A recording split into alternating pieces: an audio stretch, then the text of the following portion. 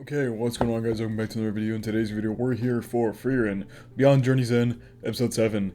It genuinely feels like just yesterday we started Episode 1, because obviously the 2-hour movie. We're on Episode 7 at this point. Last episode was absolutely wild, genuinely wild, with the Stark's fight against the dragon. I mean, absolutely insane.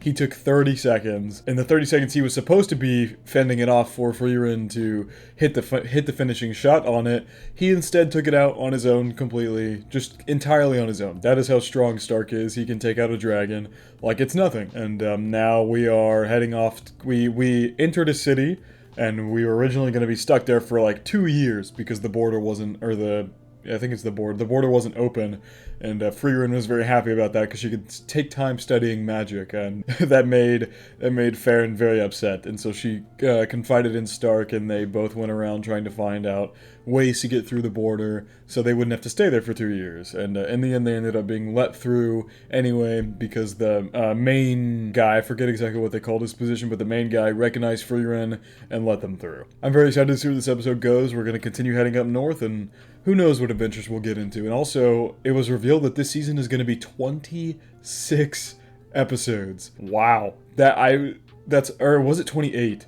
Actually, you know what? I'm going to look it up. Okay, it was actually 28, which is even crazier to think about. The fact that we had a 4-episode movie, and then we have 24 more episodes after that movie. If they're somehow able to keep up this godlike quality throughout the entire show, I will be genuinely impressed. It is so rare to see an anime keep up quality all the way throughout, especially if it's a 24-episode season. We'll see how that goes. But without further ado, let's hop straight into Frieren Beyond Journey's End, Episode 7. More flashbacks to the group here.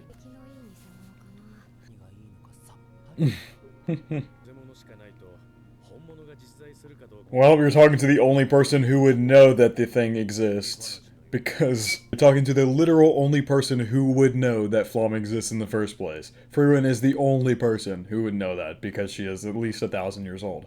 That is, first of all, that's wild to think about that. Everybody else thinks Flom is just some mysterious fairy tale, but no, she was a real person, and Frieren knows her personally. It's been long enough since then. So she just randomly reveals that she knows Flom. Look at her all bundled up. I feel like that's the most expressive I've ever seen Frieren. That genuinely might be the most expressive I've ever seen her, and it's when Frieren wakes up early. Stark has no idea what's happening. He's massaging her shoulders and Frieren's feeding her. All because she woke up early. Oh my god. 28 years after the death of Himo the hero. Oh, they're clearing a path. Okay. Well, Stark is just stuck digging up dirt because he can't use magic to move the rocks.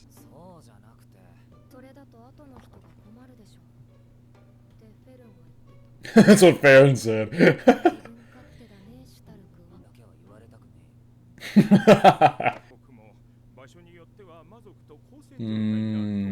So they just happened to, like, break a piece of the mountain.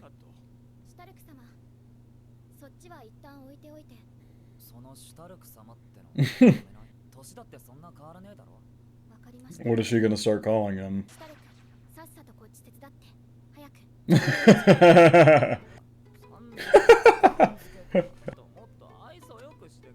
I'm sensitive!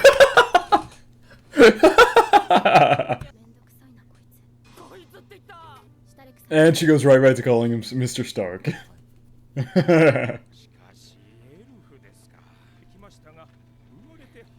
So yeah, elves are pretty rare in this world. I've been thinking that for a while, that like, a creature that lives for thousands of years, I feel like would be pretty rare. You wouldn't see them very often. And usually elves, like, in this sense, it depends on what kind of elf you're picking and choosing, because there's different forms of fantasy elves. Like, there's elves that live just like 200 years, so like a little longer than humans, and then there's, those elves are fairly common. That's like the Mushoku Tensei-esque elf, is like Sylphie is an elf. She lives like 200 years or something along those lines, just a little longer than humans, and elves of her kind are much more common. But in a fantasy world like this, where elves live thousands of years, they're much less common and much more scarce. Really? In the thousands of years she's lived, we lack romantic feelings and reproductive instincts. That would explain why there's so few of them, but I'm wondering if this romantic feeling thing might not be the case, because I feel like somewhere deep down she had feelings for Himmel, even if she's not gonna outwardly express that. Oh my god, that is insane. Ooh, what was that? A little flash from Frieren's past?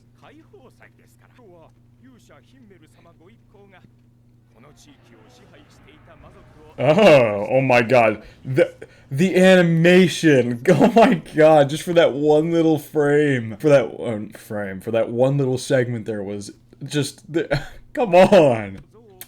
More statues of the party. That's still crazy that it's been that long. That's also very true. That makes total sense for Frieren, things like that. Because for Frieren, there's not generations. With humans, it's like every generation, things are going to be forgotten from the past. It's just a natural way of life for humans. Some adult doesn't pass down that information to their kids, and then that information is just lost because that person passes away, and there's no reason to get there's no way to get that information anymore. Doing things like festivals and parties and things like that is a good way for humans to commemorate events that happened a long time ago, so they're not forgotten in the new generation. But obviously for Frieren, she's alive by herself for 1,000+ years, and so things like that aren't necessary because she just remembers these things as she passes on.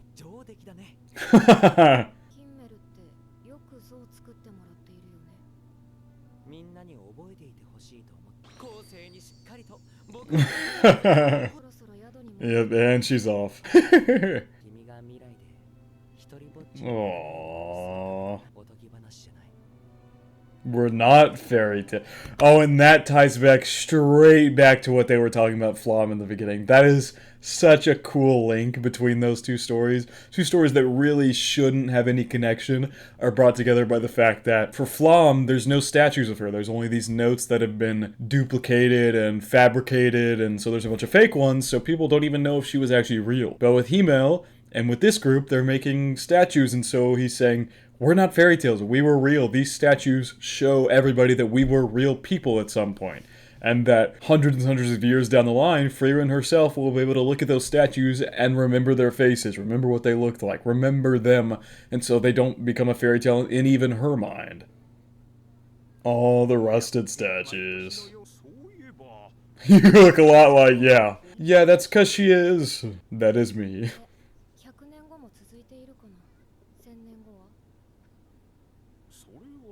Yeah, there's no way for him to know that.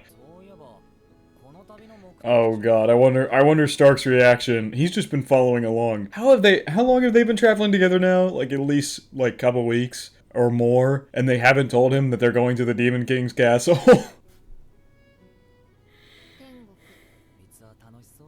Little does he realize that heaven is located in the Demon King's castle. 28 years after the death of Himmel the hero in Graf Granat's domain, located in the northern lands. Damn, there's looks like a lot of broken trees there maybe or something? My god. All the background city shots of this show look beautiful. Genuinely every single one. Uh-oh. What was that reaction for? Frieren, we're to town, please don't pull your staff out. She senses demons? Oh, are demons like regular people here? Oh my god, Frieren, please, relax. Okay, they took her down real quick. That is not the voice I expected from a character that looked like that. Not at all. Not at all. So is this place ruled by demons? I'm so confused. Peace envoys.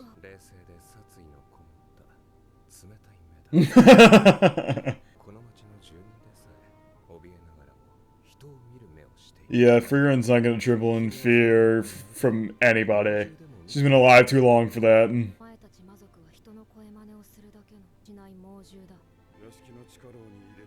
Well, off she goes. She's not even resisting, they're just carrying her under one arm and she's just, this is my life now. Frieren just does not care.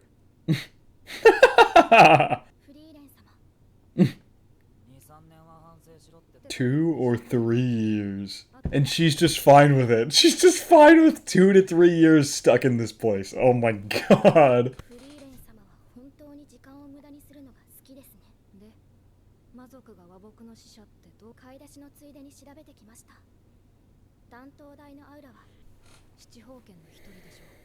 Okay.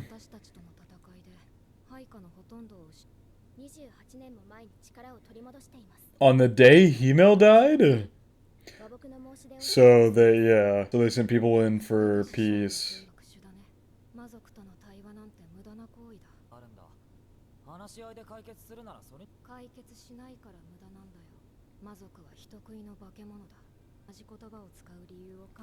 So they can trick them and eat them. Oh god, Frieren seems to have some experience with this.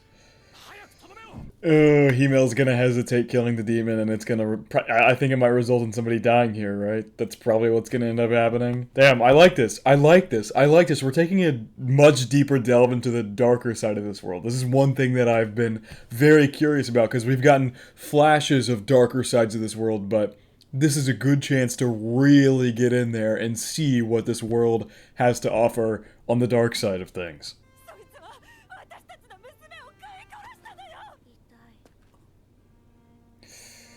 Uh-oh.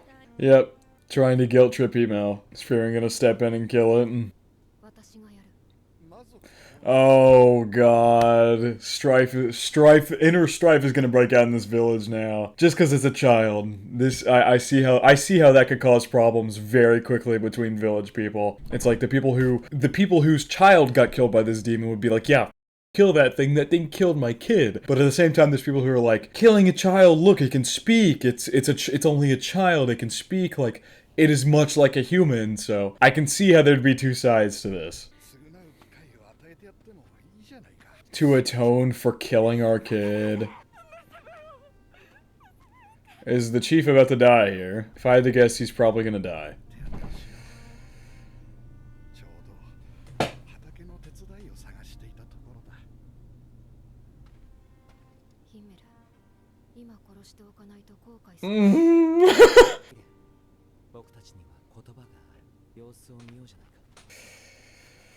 Okay, I don't see this ending well. Maybe I'm wrong. Maybe I'm wrong. I could be entirely wrong, but I don't see this ending well. We saw that flashback earlier in this episode of the swing, with like the buildings burning down. I think this demon might cause that.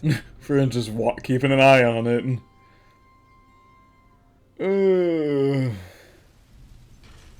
Whoa, wait, what?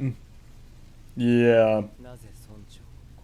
I wonder why it's not... It doesn't look like it's killed the child yet, so maybe there's something else, something deeper going on here. The child isn't dead.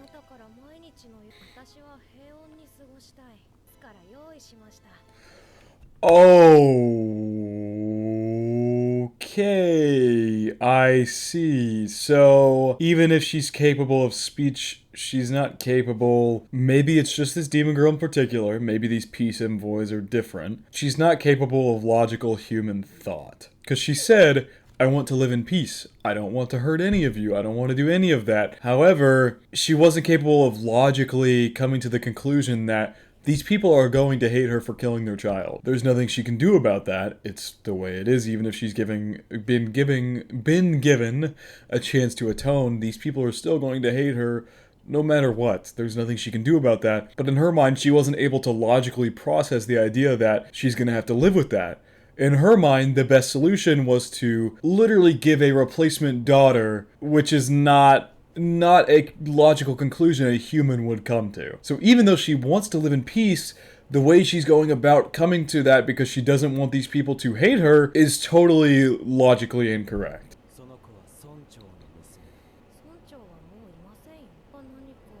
Yeah, she doesn't even understand how she made a mistake. She wasn't even trying to cause problems. She just can't logically process how this is wrong. She can't logically process it. Damn, He-Mail moved quick. Oh my god. Jesus, I feel like this is the first time we've seen such blood. I don't even think, like, up to this point in the show, I don't think we've seen blood. I don't think we've seen blood in it. That's a wild thing to say, but I think that's the case. I don't think up until this point in the show, we've seen blood or anything. Anything like that. Even when Frieren and Frieren fought Qual back in episode 3, there was no blood. She just eviscerated Qual and he disappeared. There was no blood. This is the first kind of thing we've seen like that. The first more serious delve into a more serious topic of this world that we've seen. And I'm loving it. This is great.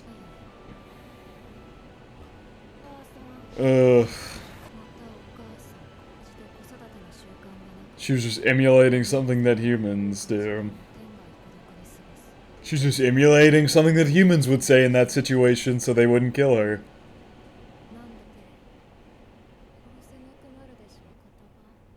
So it almost seems like, I can't tell with that girl because she said she wants to live in peace, but it just seems like she didn't know the correct logical way to go about achieving said peace in a way that humans would achieve the peace. Maybe for demons, doing something like that would be a way to achieve peace with her kind, but with humans, doing something like that is an immediate death sentence. That's not how humans would go about attaining peace. Interesting. That's very interesting. Monsters who cried help. Yeah. God, the world building in this show is so damn good. I think, every episode has further expanded the world and the lore of this world, and this one just expanded it so much more. I love this. It's so immersive. I feel so immersed in this world right now.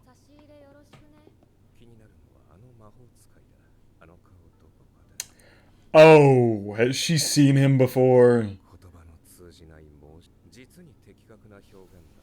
So are they here to screw things up?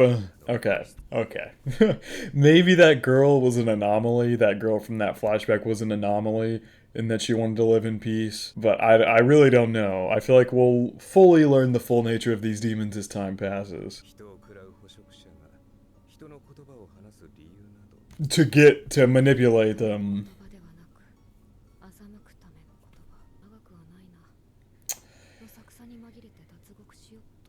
Oh my god, and Frieren's not even thinking about helping them. She's just like, yeah, I'm just gonna take advantage of the confusion and just leave. Just leave.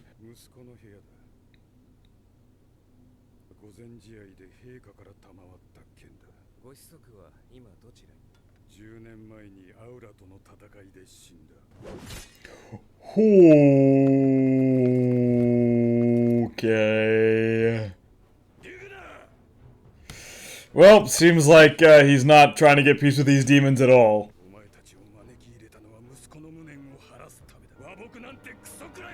I feel like this demon's not even making a face. Not even making a face. Okay, this demon seems Lugnir, evidently enough, but not even a face. I feel like this is not going to end well for these people. Yep, once again, using his words to deceive him.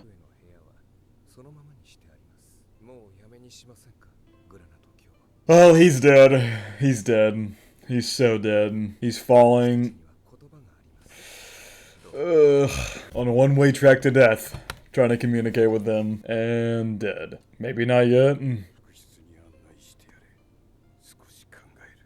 Surprised they haven't attacked yet. I wonder when they're going to, because I can guarantee it is going to happen. Wow, see? That's right, exactly what Frieren said, demons are solitary creatures. They don't know the concept of family. This girl just asked, what is a father? And the only reason he said that he keeps his father's room clean is he only told the guy that to deceive him into thinking that they are similar somehow.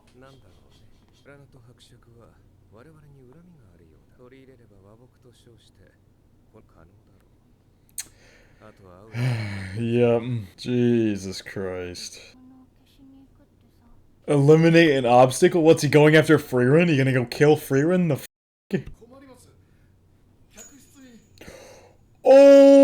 Okay. Jesus Christ. That's not good. And he just entered her cell? What the f***?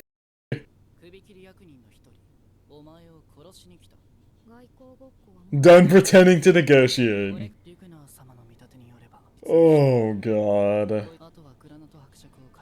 Yeah, but I don't think I think he's missing a logical a step in that logical conclusion here is that killing the guard, first of all, was already a mistake. Killing Frieren is also a mistake. If they find out that you've killed anybody, if Graf, that's his name, if Graf figures out that they've killed anybody, the peace negotiations are over immediately. You screw yourself over the second you kill anybody in this town. Just so you know, I'm strong. Woo! No! No, we have to wait next episode. Oh, no. Man, Frieren talking, that's a new experience for sure. Oh, that was a good episode. That was actually very enjoyable. Okay, that was another great episode. I think the world building was definitely one of the best aspects of this episode. And it's definitely more of a build up to next episode where we're inevitably going to end up fighting these demons. This was fantastic world building episode. I think one of the best world building episodes of this series up to date. Tying in Flam, tying in the statues of the heroes and how they don't want to be forgotten, then taking a whole other chunk of the episode to describe demons and what their role in this world is. Like, it was all really well done. This is a great episode all around. I think I talked about most of what I wanted to talk about in the actual episode, so I'm going to keep this discussion part short. I think that is going to wrap it up from our reaction to Frieren, Beyond Journey's End, Episode 7. Hope you guys did enjoy, and I hope you all have a good day.